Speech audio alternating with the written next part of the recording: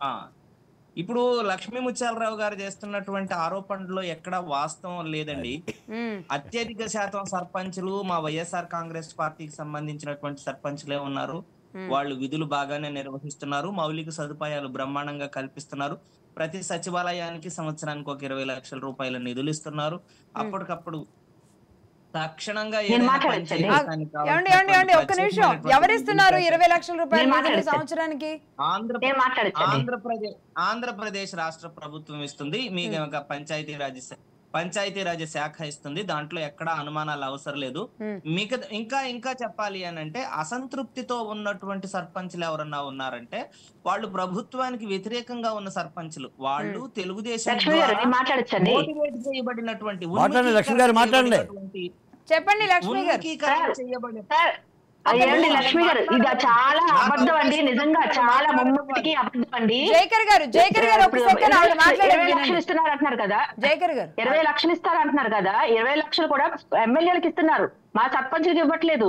మా ద్వారా ఏం జరగట్లేదు అంటే, సర్పంచులకి ఇస్తే మేము ఏదైనా చేస్తాం ఊర్లో, ఎమ్మెల్యే గారు ఎక్కడ ఏం చెప్తే అది జరుగుతుంది తప్ప మా సర్పంచ్ ఆధ్వర్యంలో ఏం జరగటం లేదు. మా హక్కులకు మా కాల్ రాశారు. అలాగే నిధులు చెప్తూ ఇస్తున్నారు అంటారా? అసలు దాదాపుగా వైసీపీ సర్పంచులు 90% ఉన్నారండి. ఆత్మహత్యలు చేసుకుంటున్నారండి. గంభీరం గ్రామానికి ఎంత నిధులు వచ్చినాయి ఇప్పటి వరకు? మాకు దాదాపుగా లాస్ట్ 21 to 22 మాకు 70 lakhs 60 lakhs approximately TC charges కింద తీసేసుకున్నారండి. గ్రామానికి మీరు ఎంత పని చేసుకోగలిగారు? మీ గ్రామానికి మీరు ఎన్ని పనులు చేసుకోగలిగారు? ఏం పనులు చేయలేదండి, నిజంగా చెప్తున్నాం, ఏ పనులు చేయలేదు. ఒక స్ట్రీట్ లైట్ పోతుందంటే మాకు భయం వేస్తుంది. అంటే దీన్ని బట్టి మీరు అర్థం చేసుకోవచ్చు.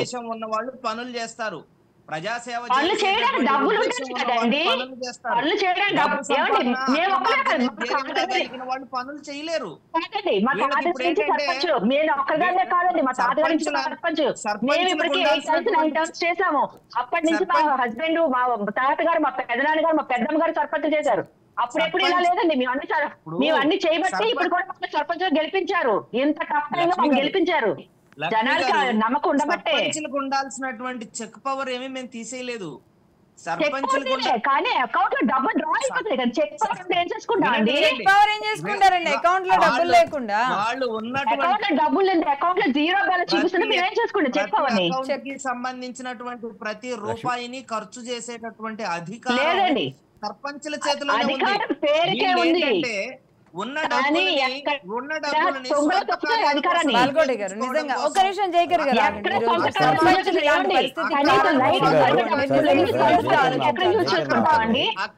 లక్ష్మి గారు మీరు చాలా తప్పుగా మాట్లాడదు. వైసీపీ సర్పంచులే మాతోని వచ్చి మాతోని ఉద్యమాలు చేస్తున్నారు, దీన్ని బట్టి అర్థం చేసుకోవచ్చు.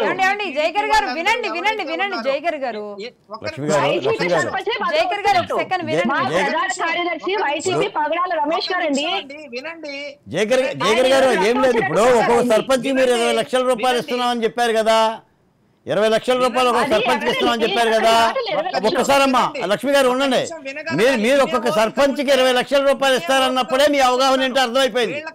ఎమ్మెల్యేకి ఇస్తున్నారా సర్పంచ్కి ఇస్తున్నారా కూడా తెలియని విధంగా మీరు వైసీపీ అధికార బాధ్యతలు మోస్తే ఏం సమాధానం చెప్పగలరు? ఇప్పుడు ఆమె సర్పంచ్ గారు, మీరు సర్పంచ్ కాదు, నేను సర్పంచ్ కాదు, ఒక ఊరి సర్పంచ్గా ఉండి ఆమె వ్యధలను చెబుతుంది. మీరేమంటున్నారు? ఆమె తెలుగుదేశం పార్టీ సర్పంచ్ అంటున్నారు.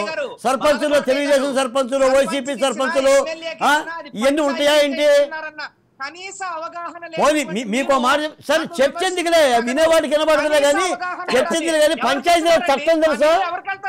జయకర్ గారు పంచాయతీరాజ్ చట్టం ఉంది తెలుసా? సర్పంచ్ కదా, ఖర్చు పెట్టేది ఎవరండి? సర్పంచ్ కదా.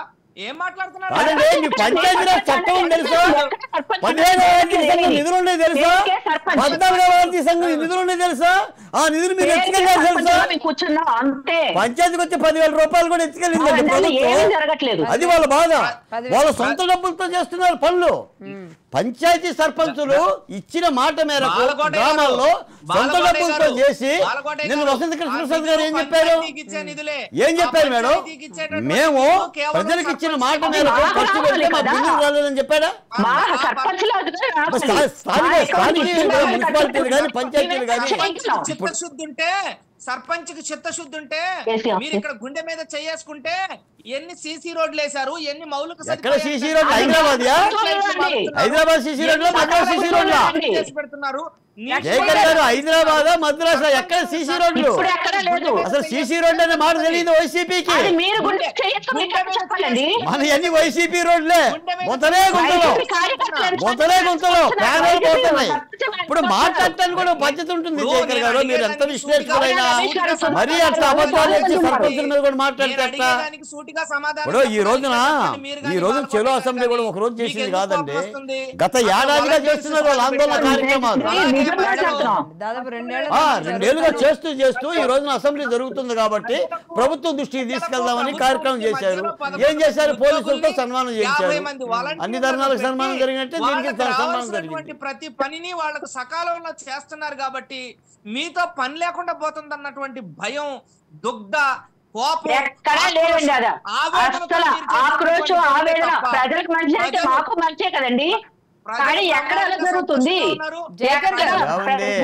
సంతోషంగా లేరు, ప్రజలందరూ చాలా ఇబ్బందులు పడుతున్నారు. కాదండి జయకర్ గారు, చాలా ఇబ్బందులు పడుతున్నారు. గ్రామాలు తిరిగితే తెలుసుండి, ఒక గ్రామ సర్పంచ్ మాకు ఎంత బాగా ఉంటుందో గ్రామాలు తిరిగితే మీకు తెలుస్తుంది. సచివాలయం కార్యదర్శులు ట్యాబులు బిగిస్తారండి.